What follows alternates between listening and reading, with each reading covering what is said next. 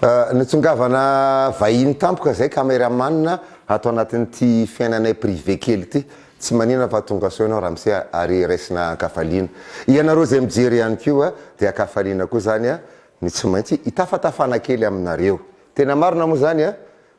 sady manao répète zay io dia misy fiainana kely entre zahay ihany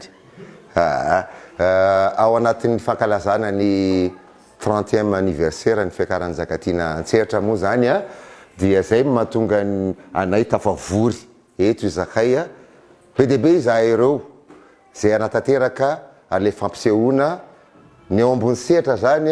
eo amin'ny 70 zahay satria misy ny section corde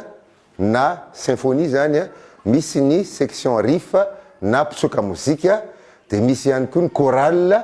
dia misy ihany koa ny mpandia akoatra ny mpitendry tsirairay niaraka tamin'ny Zakatina hatramin'izay zay zany mahatonga anay tafavory eto amin'izao fotoan'izao zany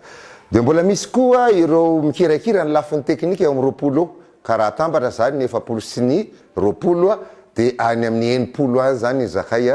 iezaka anome fahafapo tanteraka anareo amin'ny palais des sports io amin'ny ina moa zany le meilleur de nous-mêmes zay ny filazan'ny teny français ezaka zay mba nomeny tsara indrindra avy aminay ny vahiny koa tsy adino